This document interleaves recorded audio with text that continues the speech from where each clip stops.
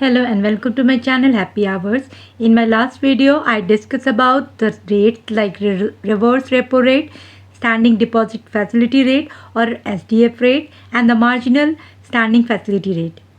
And I discussed about the rates which were dealing with in between the banks and customers, such as BPLR, base rate, MCLR, and the last rate was the EBLR. In this video, I am going to discuss about the CRR, NDTL, SLR, OMO, and the last about the CRAR. So what are we waiting for? Let's jump to the first topic, which is CRR or the cash reserve ratio. Banks are required to keep a certain ratio of their NDTL as such as cash with the RBI. This is called CRR. Under the cash reserve ratio, the commercial banks have to hold a certain minimum amount of deposit as reserves with the central bank. The percentage of cash required to be kept is reserves as against the bank's total deposits, and it is called the cash reserve ratio. The changes in CRR impact the credit creation capacity of bank in the multiplier way. For example, if the CRR is reduced, then the credit creation capacity of banks increases in the multiplier way.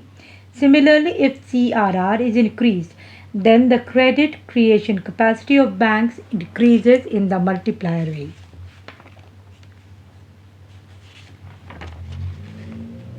Money multiplier, in the case when there is only CRR, we can get a formula, and that is 1 by CRR.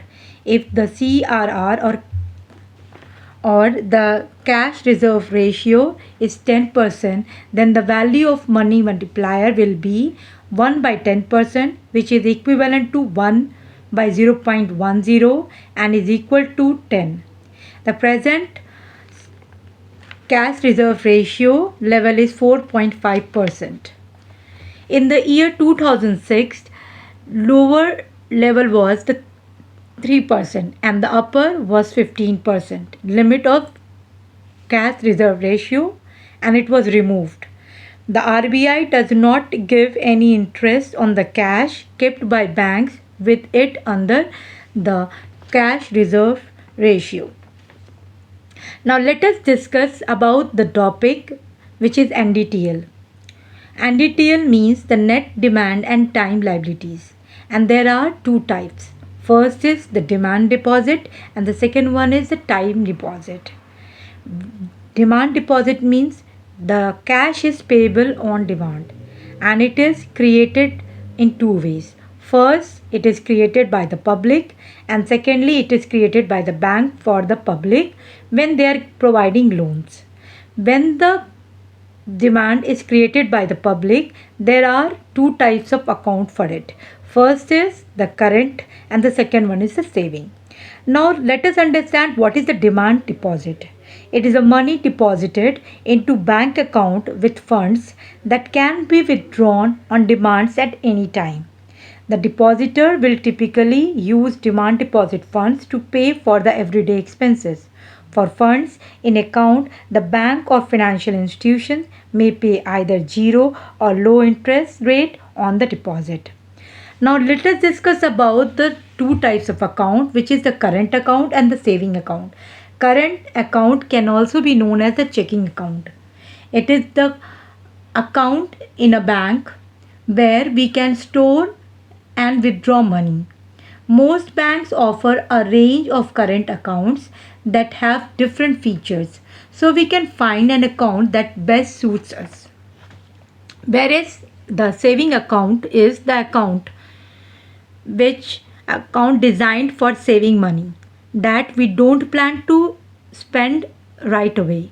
Like a checking account, we can make withdrawals and access this money as needed. But with saving accounts, the bank pays us compounding interest just for keeping funds in our account. So there is very less number of withdrawals with the saving account, whereas with the current account, we are making withdrawals multiple times. So there is the rate of interest is very low.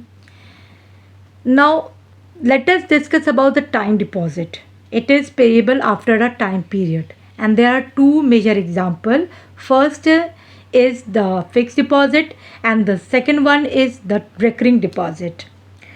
Now let us discuss these one by one. First is the fixed deposit. It is a type of investment in which an individual invests a lump sum amount for a specific period of time with the bank. The amount deposited in the fixed deposit earns interest at a fixed rate, which is set at the time of account opening. Next is the recurring deposit, commonly known as the RD, is the unique term deposit that is offered by Indian banks, and it is an investment tool which allows people to make regular deposits and earn decent returns on the investment. Next topic is the SLR. SLR is the statutory liquid ratio. Banks are required to keep with them a certain ratio of their NDTL, means the net demand and time liabilities, in the form of liquidity assets, and this is called the statutory liquidity ratio. Under liquid assets, the following options available to bank, which are cash, gold, GSEC, and the final one is the SDF deposit since the year 2024. 22, I'm sorry. The basic purpose of SLR is to provide security to depositors, but it impacts the process of multiplier in the same way as the CRR because it is associated with NDTL. In the year 2006, the lower limit of SLR, which is the 25%, was removed. Presently, it is 18%. Now, if we consider the money multiplier with CRR and SLR, if both are required to be maintained, then the money multiplier will be 1 by CRR plus SLR. Next is the bank habit and the money multiplier. For the banking habit, we can introduce a ratio to be called as CDR, currency deposit ratio. It proportion of the deposits which the public wants to keep in form of currency or cash. If this ratio is higher, then we can infer that the banking habit of the public is not good. In the opposite case, if the value of CDR, which is the currency deposit ratio, declines, then we can infer that the banking habit of the public has improved. Since banks are to keep cash also according to the requirement of the public, therefore it will work against money multiplier in the following manner. Means the 1 by CRR plus SLR plus SCDR. These are against money multiplier.